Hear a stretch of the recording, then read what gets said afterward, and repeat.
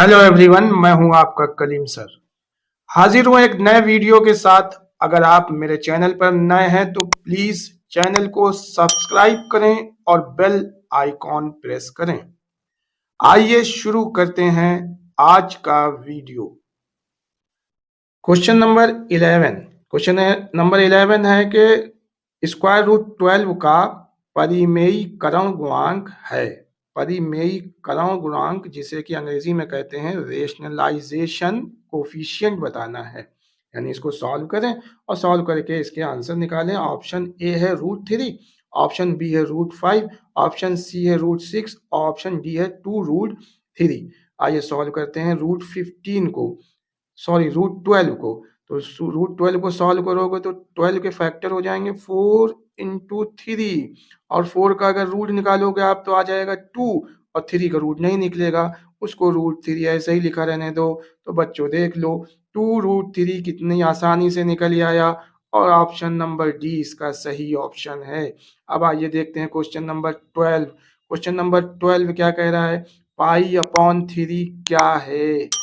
अपरिमेय संख्या है, B option परिमेय संख्या है, सी ऑप्शन दोनों है, और डी ऑप्शन इनमें से कोई नहीं है। अपरिमेय संख्या मतलब इरेशनल नंबर है, परिमेय संख्या मतलब रेशनल नंबर है, या फिर ये दोनों है, या फिर कोई भी ऑप्शन नहीं सही है। तो बहुत आसान है, π/3, π/3, या फिर इसको कह सकते हो π × 1/3। बच्चों ध्यान दे लो, अभी हम पहले ही बता चुके हैं कि पाई एक क्या है? इरेशनल नंबर है। 1/3 क्या है? रेशनल नंबर है। और इरेशनल नंबर और रेशनल नंबर को अगर आपस में मल्टीप्लाई किया जाता है तो हमेशा और हमेशा इरेशनल नंबर या अपरिमेय संख्या ही आती है। तो बच्चों इसका सही आंसर ए है, अपरिमेय संख्या है। बच्चों नेक्स्ट क्वेश्चन है क्वेश्चन नंबर 13, और ये क्वेश्चन है संख्या 0.32 बार को p/q के रूप में, जहां p q पूर्णांक या इंटीजर्स हैं, जबकि q is not equal to 0 लिखा जा सकता है। यानी 0.32 बार को परिमेय संख्या के रूप में व्यक्त करना है, p/q के रूप में व्यक्त करना है, मीन्स परिमेय संख्या के रूप में व्यक्त करना है। आइए सॉल्व करते हैं इस क्वेश्चन को। क्वेश्चन है 0.32 बार, इसको परिमेय संख्या के रूप में व्यक्त करना है। इस तरह ये क्वेश्चन को कैसे करते हैं, देखिए इसको मान लेंगे कि x इज इक्वल टू 0.32 बार है, तो 32 यानी रिपीट हो रहा है। आप इसको बार बार लिख सकते हो, एंड सो ऑन। आप क्या करो, 10 से दोनों साइड में मल्टीप्लाई, 100 से दोनों साइड में मल्टीप्लाई कर दो तो 100x हो गया। 100 से क्यों मल्टीप्लाई किया बच्चों? क्योंकि यहाँ पर जो 32 था, दो नंबर थे, इकाई और दहाई, यानी 1 और 10 नंबर रिपीट हो रहे हैं, इसलिए 1 और 10 मीन्स 100 हुआ। 100 से मल्टीप्लाई यानी 2 जीरो वाले नंबर से मल्टीप्लाई करना है, तो 100 से मल्टीप्लाई किया। अब इसको जब आप 100 से मल्टीप्लाई करोगे तो आपके पास दूसरी साइड में क्या आ जाएगा? दूसरी साइड में बच्चों आ जाएगा 32.3232 एंड सो ऑन। ये फर्स्ट इक्वेशन हो गई, और ये सेकंड इक्वेशन हो गई। दोनों इक्वेशन को आपस में माइनस कर दो बच्चों, क्या कर दो? माइनस कर दो। आप माइनस करोगे तो 100x में x को माइनस करोगे तो आपके पास आ जाएगा 99x, और इसी प्रकार 32.323232 को 0.323232 में माइनस करोगे तो आपके पास आ जाएगा 32। 32 को 0 में करोगे 32, और माइनस 32 को 32 में, यानी 32 को 32 में मल्टीप्लाई करोगे तो आपके पास बच्चों क्या आ जाएगा? आपके पास आ जाएगा 0.0000, इसी तरह से 000 मिलेगा, और पॉइंट को बात 0 अगर हो तो वो कैंसिल हो जाता है। समझ में आ रहा होगा। आइए अब इसको और आगे सॉल्व करते हैं बच्चों।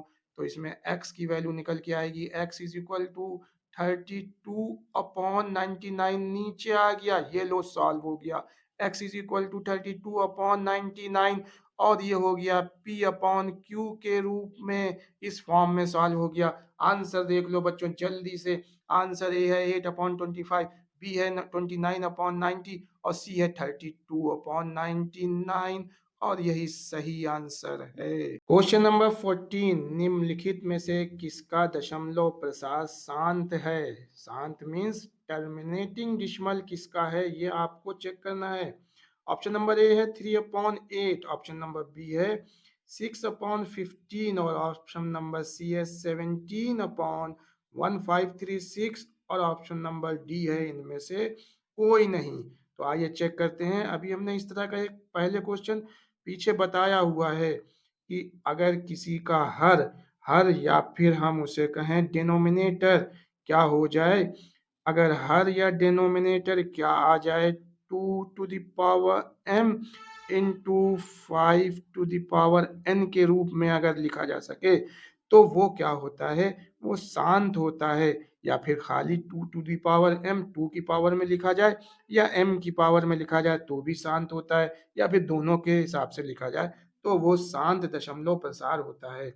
आइए पहले हम लोग क्या करते हैं, ए ऑप्शन को चेक कर लेते हैं। तो ए ऑप्शन को अगर आप चेक करोगे तो ए है आपका 3/8 और इसका हर क्या है बच्चों, हर है इसका 8।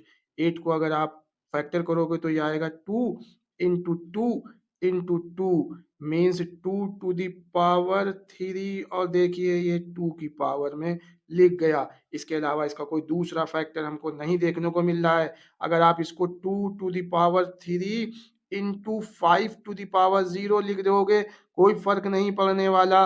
और ये क्या हो गया, ये आप देख सकते हो कि 2 to the power m into 5 to the power n के रूप में आ गया।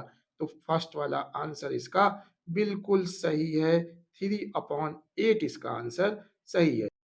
क्वेश्चन नंबर 15, निम्नलिखित में से कौन सा युग्म सह अभाज्य है? बच्चों बहुत अच्छा क्वेश्चन है, बहुत इंपॉर्टेंट क्वेश्चन है। सह अभाज्य मीन्स को प्राइम पेयर कौन सा ऐसा है जो को प्राइम हो। ऑप्शन नंबर ए है 14,35, ऑप्शन नंबर बी है 18,25, ऑप्शन नंबर सी है 13,52, ऑप्शन नंबर डी है 21,84। इनमें से कौन सा ऐसा पेयर है जो को प्राइम है? तो बच्चों को प्राइम नंबर वो होते हैं जिनका फैक्टर 1 हो, इनका फैक्टर 1 हो। तो इन दोनों पेयर में से ये चेक करेंगे किसका फैक्टर 1 आता है। पहले फैक्टर चेक करते हैं या फैक्टर करते हैं।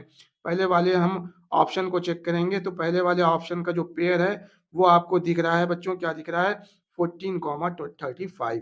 14 के फैक्टर करते हैं और उसके बाद 35 के फैक्टर कर लेंगे और उसके बाद हम लोग क्या करेंगे, चेक कर लेंगे। आइए 14 के फैक्टर करते हैं। तो 14 के अगर आप फैक्टर करोगे तो 14 का फैक्टर 1 तो होगा ही। उसके बाद 14 2 के टेबल से चला जाएगा, 2 होगा। उसके बाद 14 किस टेबल से जाएगा, 3 से नहीं जाएगा, 4 से नहीं जाएगा, 5 से नहीं जाएगा, 6 से नहीं जाएगा और 7 से चला जाएगा। तो इसका 7 एक फैक्टर हुआ और इसका एक फैक्टर 14 खुद भी हुआ। ये इसके फैक्टर हो गए। अब अगर आप 35 को चेक करो बच्चों तो 35 जो होगा वो उसका फैक्टर कौन होगा, 1 तो होगा ही। उसके अलावा ये 3 2 से तो नहीं जाना है, 2 इसका डिविजिबल नहीं है, 3 से भी डिविजिबल नहीं है, 3 भी इसका फैक्टर नहीं है, 4 भी डिविजिबल नहीं है, 4 का भी फैक्टर नहीं है। और उसके बाद 5 से ये जाएगा 5, ओके 5 कितने बार चला जाएगा, 5 7 बार, ओके 5 7 जा तो 5 हो गया और इसका 7 भी फैक्टर हो गया, ओके। इसके बाद और क्या फैक्टर हो सकता है इसका, 8 होगा नहीं, 9 होगा नहीं, 10 होगा नहीं, 11 नहीं होगा, 12 12 13 14 15 16 17 18 19 20 21 22 23 कोई भी नहीं होगा और 35 इसका एक फैक्टर हो जाएगा। तो बच्चों आप क्या देख रहे हो कि इसके जो फैक्टर आए अगर हम इसमें कॉमन लें तो इसका कॉमन फैक्टर 1 भी हो सकता है और 7 भी हो सकता है। 1 और 7 दो फैक्टर हो गए इसके। तो बच्चों ये क्या है, ये ऑप्शन सही नहीं है क्योंकि 1 के अलावा एक दूसरा फैक्टर भी 7 आ गया, इसलिए ये सही नहीं है। अब हम दूसरे ऑप्शन को चेक करते हैं। दूसरा ऑप्शन इसमें क्या है बच्चों? दूसरा ऑप्शन है 18,18,25। इसको चेक कर लेते हैं। चलो आओ चेक कर लें। तो 18 के अगर आप फैक्टर करोगे तो 18 का एक फैक्टर 1, दूसरा 2 और तीसरा 3, 3 6 जार 18, उसके बाद 4 नहीं है, 5 नहीं है, 6 हो जाएगा, 6 के बाद 7 नहीं है, 8 नहीं है, 9 हो जाएगा, ठीक है। उसके बाद 10 11 12 13 14 15 16 17 नहीं है, 18 हो जाएगा। ये इसके फैक्टर हो गए। अब बच्चों 25 जरा चेक कर लो। तो 25 को अगर चेक करोगे तो 1 तो होगा ही। उसके बाद 25 के 2 3 4 5, 2 3 4 नहीं है लेकिन 5 फैक्टर है। और उसके बाद इसका कोई भी फैक्टर नहीं है, 25 फैक्टर है। अब जरा इसके कॉमन फैक्टर अगर आप निकालोगे तो बच्चों ध्यान से देख लो, इसका कॉमन फैक्टर केवल और केवल 1 ही आएगा। और अगर 1 ही कॉमन फैक्टर आ जाए तो बच्चों ऐसे पेयर को आप क्या कहोगे? ऐसे पेयर को कहोगे, आपने देख लिया कि ऐसे पेयर को क्या कहोगे? सह अभाज्य कहोगे या फिर को प्राइम कहोगे। तो इसका सही आंसर बच्चों कौन सा हुआ? इसका सही आंसर बी हुआ। क्वेश्चन नंबर 16, दो परिमेय संख्याओं के बीच अधिकतम कितनी परिमेय संख्या हो सकती है? कोई दो परिमेय संख्या अगर हो तो उनके बीच कितनी परिमेय संख्या हो सकती है? परिमेय संख्या समझ रहे हैं ना, रेशनल नंबर कितने हो सकते हैं कोई दो परिमेय संख्याओं के बीच में? कितने रेशनल नंबर हो सकते हैं कोई दो रेशनल नंबर के बीच में? कितने रेशनल नंबर आ सकते हैं या बन सकते हैं? तो बच्चों इसके ऑप्शन आप देख रहे हो क्या दिए गए हैं। इसके ऑप्शन है A1, B2, C3 और D है अनंत या इन्फिनिटी। ओके, तो इसका सही ऑप्शन बच्चों डी है, अनंत परिमेय संख्याएं, अनंत रेशनल नंबर दो परिमेय संख्याओं के बीच हो सकते हैं। आइए क्वेश्चन नंबर 17 देखते हैं। क्वेश्चन नंबर 17 कह रहा है कि 144 के अभाज्य गुणनखंड में 2 का घातांक बताइए। यानी 144 के अभाज्य गुणनखंड निकालें, इसके फैक्टर निकाल लें। इसके फैक्टर में निकालें कि 2 जो है वो कितनी पावर उसकी आ सकती हैं। और ऑप्शन है इसका 3, बी ऑप्शन है 6, सी ऑप्शन है 4 और डी ऑप्शन है 5। आइए अभाज्य गुणनखंड निकाल लें। अभाज्य गुणनखंड तो बहुत आसानी से निकाले जा सकते हैं, आपने निकाले भी हैं। 144 के अभाज्य गुणनखंड 144, चलिए 2 से चला जाएगा, 2 7 जा 14, 2 2 जा 4, फिर 2 से चला जाएगा, 2 3 जा 6, 2 6 जा 12, फिर 2 से चला जाएगा बच्चों, चला जाएगा ना? ओके, 2 से फिर ले जाइए, 2 1 जा 2 8, 2 8 जा 16, फिर 2 से चला जाएगा, 2 9 जा 18 और उसके बाद आपको क्या मिल गया बच्चों? उसके बाद 9 मिल गया है। और 9 बच्चों कहाँ से चला जाएगा? 9 आप बता रहे हो 3 से चला जाएगा, बिल्कुल 3 से ले जाओ, 3 3 जा 9 और 3 1 जा 3। ये लीजिए खत्म हो गया, ये अभाज्य गुणनखंड हो गए। अब आप ये चेक कर लो कि 2 कितने बार है। तो 2 है 1 2 3 4, 2 कितने टाइम्स है? 4 टाइम्स है। 4 टाइम्स है मतलब 2 की घात या 2 टू दी पावर आ गया 4। तो कितनी घात आ गई बच्चों? ध्यान से देख लो, 4 घात आ गई। अगर 4 घात आ गई तो आंसर कौन सा है? सी आंसर बिल्कुल सही है। अब देखते हैं क्वेश्चन नंबर 18। क्वेश्चन नंबर 18 बच्चों क्या कह रहा है कि युगलिट विभाजन एल्गोरिथम में दो धनात्मक पूर्णांकों के निम्न में से किसे परिकलित करने का तकनीक है? तो युगलिट एल्गोरिथम को आपने पढ़ा है। इससे हम किस विधि को या किसको निकाल सकते हैं, किसको फाइंड आउट करते हैं? ऑप्शन आपके सामने है, लासा को, मासा को, भागफल को या शेषफल को। लासा मीन्स एलसीएम, मासा मीन्स एचसीएफ, भागफल मीन्स डिवाइड को और शेषफल मीन्स रिमाइंडर को। आप बहुत आसानी से बचा सकते हो कि आप युगलिट एल्गोरिथम से आप क्या निकालते आए हो? आप मासा को निकालते आए हो, एचसीएफ निकलता है। सही ऑप्शन है बी। आइए क्वेश्चन नंबर 19 देखते हैं। क्वेश्चन नंबर 19 क्या कह रहा है? क्वेश्चन नंबर 19 कह रहा है कि एक अशून्य परिमेय संख्या यानी एक ऐसा रेशनल नंबर जो जीरो ना हो और इरेशनल नंबर अपरिमेय संख्या का गुणनफल हमेशा क्या होता है? अभी अभी हमने बता दिया था कि एक परिमेय संख्या हो और एक अपरिमेय संख्या हो, अगर उसको आप आपस में मल्टीप्लाई करें तो हमेशा और हमेशा उसका आंसर अपरिमेय संख्या या फिर इर्रेशनल नंबर ही आता है। ये इसका ऑप्शन है। आपको आज का वीडियो कैसा लग रहा है? अगर अच्छा लगा है तो एक लाइक करना बिल्कुल ना भूलें। तो आइए चलते हैं क्वेश्चन नंबर 20। क्वेश्चन नंबर 20 है कि किसी धनात्मक पूर्णांक q के लिए प्रत्येक धनात्मक विषम पूर्णांक का रूप होगा।